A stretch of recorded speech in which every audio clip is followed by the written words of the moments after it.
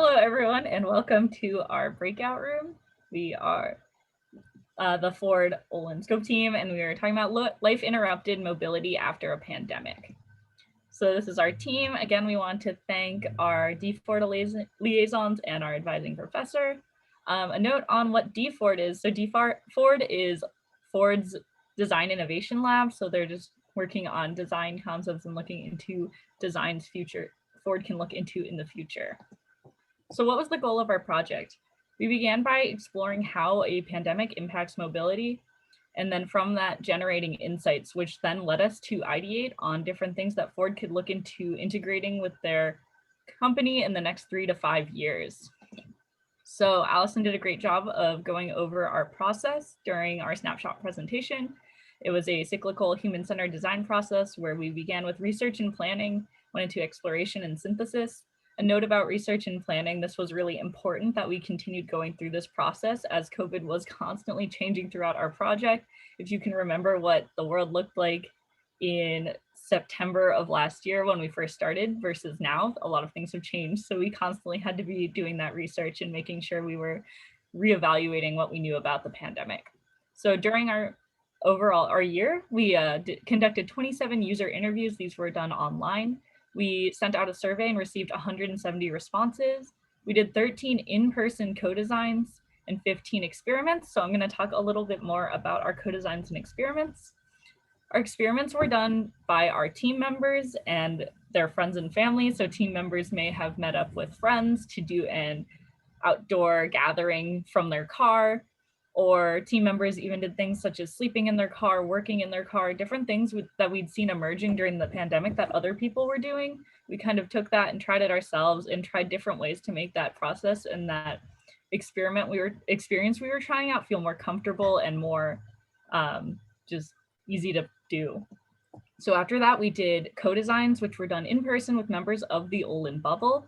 These were done with one member of our team, and then one person of the community would come in, and we had this very open car. It had 2 car seats that we pulled from Allison's van, and then other than that, just area taped off to let people kind of know the footprint of the car. And we really let people just tell us both how they use their car currently and really let them reimagine what would be interesting in a car for them to see, what they'd want to do, what they'd want to feel when they're in their vehicle, and really help us redesign and rethink of what a vehicle could be like from a very open perspective. So out of all that work that Anya just overviewed, we saw one major theme emerge, which is that COVID is a catalyst, accelerating some trends and giving rise to new ones. This theme is reflected in the 4 major insights we developed, which led to 2 opportunity spaces all filled with ideas. Today, we're going to start out by sharing an overview of all those insights with you. So when speaking to users, we heard about them struggling to balance everything they were using their vehicle for. Users who work out of their vehicles struggled to separate work from their vehicle.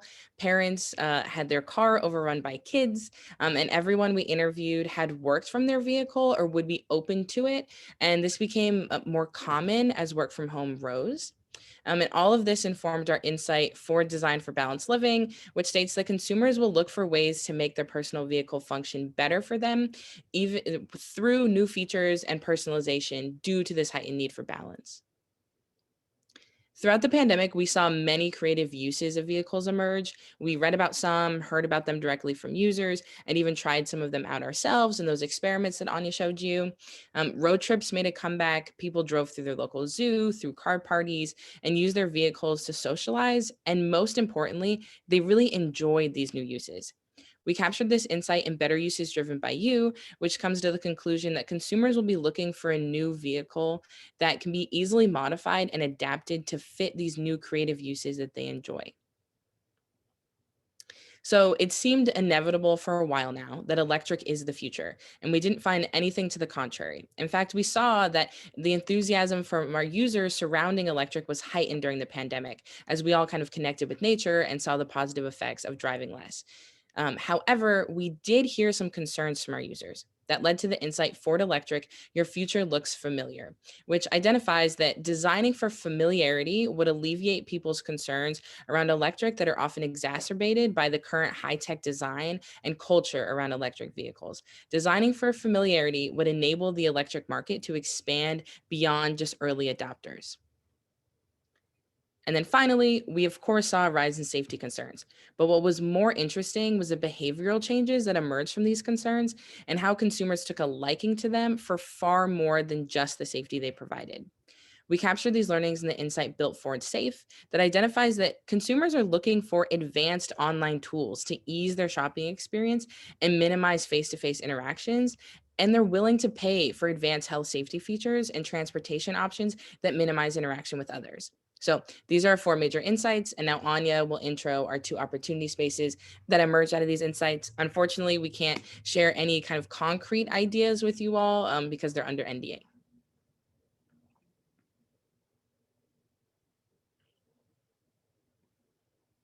I'm muted. Sorry. We have two major opportunity spaces going forward. And within those opportunity spaces, we have two different paths that Ford could take going forward. So our first opportunity space is looking into the mobile third space. So third spaces have been shutting down due to the pandemic, and these spaces may include your workplace, a coffee shop, different places you'd go and spend time at that aren't your home. And we've even seen trends that a lot of places do expect to continue working from home or taking on that hybrid model of some days at home and some days working. And with that, a lot of people were working in their cars. So we do see continuous trends from these different spaces. So within the mobile third space, we have experience-driven vehicles as one of the paths Ford could look into. These vehicles really take into account that people are using their vehicles for new and interesting uses, such as working from their car or living out of their car or socializing with friends in their cars. So really looking into how can we enable these experience-driven vehicles to work for users. Our other space is looking into the digital space. So with the pandemic, a lot of people are turning to online shopping, online socialization. So how can Ford build their digital presence to really fit how people are now dependent on the digital space? Our next idea is the new electric. So really looking into how can we make electric vehicles, since they are becoming so popular and people really are pushing to be more sustainable, how can we really enable people to feel interested in buying these? With technology and culture being two things around electric vehicles that feel a little daunting, the technology for a lot of people is just too new. People don't feel familiar enough. They're a little scared that electric vehicles may not meet their needs. And then the culture around electric vehicles really feeling like something that is very slick, very modern, very new, very techy. How can we make that culture feel more comfortable, more familiar for people to really dive in and decide to go electric? So thank you so much for coming to our breakout room. We've taken all these different ideas and insights and made them into a nice book that we've sent over to Ford to continue working with and looking into these ideas in the future. We'd now like to open this up to any questions that people may have.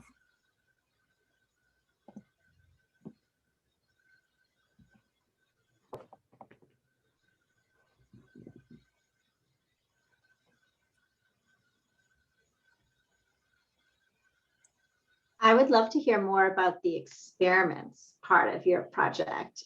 Those photos are fascinating. And I guess maybe is there a particular story or two that you could share about what you learned from that and maybe how it may have informed your process?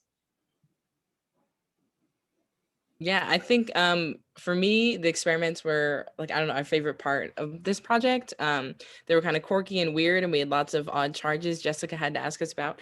But I did one experiment. So I was staying in Arizona with my family over the semester, and I dragged some friends along with me to drive up to Sedona. It's about 2 hours away from me. And we grabbed lunch, and I had packed all these things to turn the back of my dad's car into like a picnic space. And it was really nice because we didn't have to worry too much about interacting with other people or hiking with food to get to a spot that was like pretty to get to eat. We just pulled off into kind of like a little viewpoint area, and I backed up the car in a very specific way. So we had this really great view of the Sedona Mountains. And then we just opened up all the doors and the trunk, and I had blankets and a little thing to make a makeshift table and pillows. And we just hung out for probably about 2.5 hours, just kind of listening to music and eating and like enjoying the scenery. Oddly, nobody said anything weird to us. People just kind of looked and were like, oh yeah, like that's a smart idea.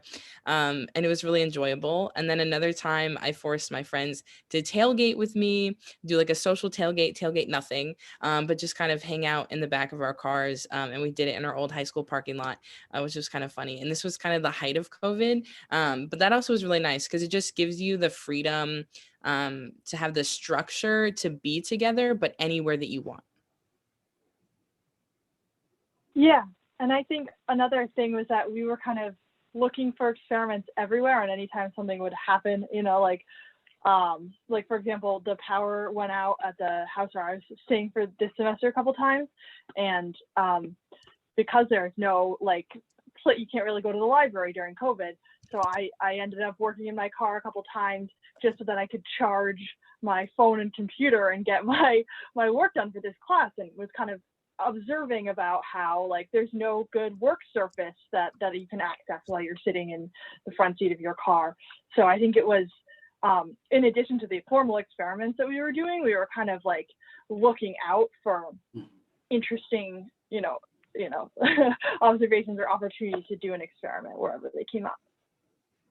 I have a question. How much can you tell us that doesn't violate your NDA about that second aspect, the electric car culture and the design of cars? Because I actually have had quite a bit of experience in that area and have been put off by what you seem to be referring to, which is that everybody seems to be imitating Tesla, which has a different marketing plan than I think Ford did.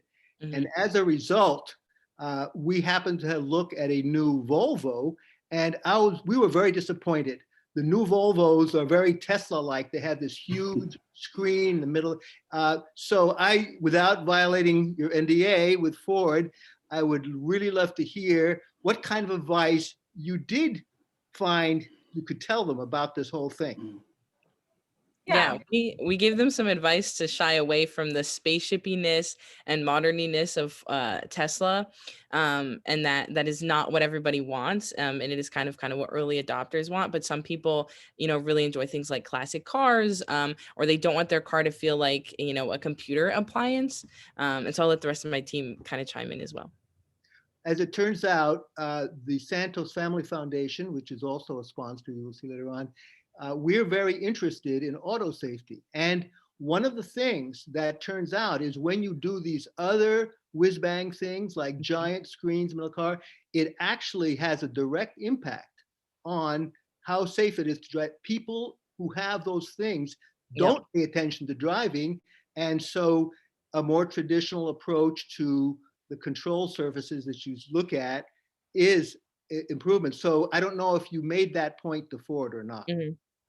We actually have a section about buttons and tactile controls, because that is much less distracting to adjust while you're driving than navigating a touch screen and changing your temperature controls with a touch screen. So it is definitely something we've been considering. Yeah, and we heard from users that they prefer it too. So we definitely gave them all of that kind of information. Great, excellent project. Good. Thank you. Presentation, both this one and the snapshot one. Thank you. Thank you. Sorry, go ahead. Just get one question. Mostly, perhaps people of my generation are interested in speed and power. How did you find that from your interviews? I hope it's not part of your NDA license. So are you asking about performance, how people? Yes, interest in performance, in speed, in power, that kind of thing. Did it feature a lot in your study?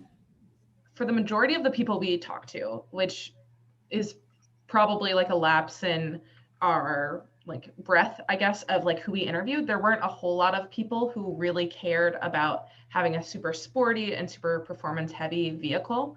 We did have a couple individuals that we interviewed, but not a huge sample size of people who highly prioritized power, like horsepower and maximum speed and all of that. That's definitely something to look into, and we're evaluating these things moving forward. We are also at a point in technology where a lot of cars will do, you know, like for what people need done, like pretty much any car on the market will pretty much get the job done, at least the technology. So I definitely think those people are out there for sure, but probably dwindling a bit in numbers. If I can add, I think part of the reason that we were focused on other things is that Ford as a company definitely focuses on, you know, speed and power of vehicles. And, you know, they even, like, we kind of looking into the background on like electric and stuff found that, you know, the sort of higher power output of an electric motor and stuff like that. So that's definitely like that Ford is looking into that, and that they can get this very powerful truck engine. And that's the, you know, that's something that they were looking at, electric truck engine, you know, before our project. So we wanted to help with the sort of the more COVID focused things that Ford wasn't really already able to look at. Mm-hmm. Ella has a question in the chat. It says, what ideas did not make the shortlist and why? I think we early on nixed some kind of like obvious like things like, oh, a holder for hand sanitizer and like things like that, or things like a HEPA filter in a car, because they're things that either they're just like already happening and it like wasn't super exciting, you know, not worth paying a scope team to figure out for you. But yeah, those are the first things that come to mind. Yeah, and I think an important thing to note with those ideas too was looking at them, a lot of ideas we came up with, while they did help alleviate current COVID specific things, such as like people wanting their car to feel cleaner, people wanting to feel like they can get into their car and quickly sanitize or like grab their mask. These are more short-term things. So a lot of our ideas, we tried to really talk about how they could be a long-term idea that Ford could look into, and how they looked at trends that we felt were longer lasting. And then our next question is if any of us are pursuing careers in areas similar to this project. I don't know, Allison. Yeah, I'm continuing at D Ford over the summer, and for the next 3 years, I'm in the college rotation program there. So, and Camille is also doing design stuff as well. Oh yes, yeah, I'm going to Parsons for transdisciplinary design major, but maybe I'll go back to D Ford, join Allison after. You never know. Oh, that's great. Then just one last question. From your studies, is the car still going to play a central part in society, or this is going to diminish somewhat? What did you find out something along those lines? Yeah, I think some people might say unfortunately, but we definitely found that the personal vehicle it's not really going away, especially now that people have fears about more crowded public transportation. We've also seen a lot of public transport has been shut down due to the pandemic in different cities. So unfortunately, that's another thing that's leading to, especially in America, like our infrastructure is really built to support vehicles and personal vehicles. So we definitely saw that was only increased with the pandemic. So we definitely think cars in America, at the very least, will be sticking around for a fairly long time. And we did scope external America. So external research also like indicates that beyond our you know, we can say so much from the research that we did, but other people that spend their whole career doing projections like that have also said that. I think it's time for everyone to switch breakout rooms, but it was awesome to chat with you all today. And thank you for all the great questions. Yes, thank you. Okay, thank you. Thank you. Thank you.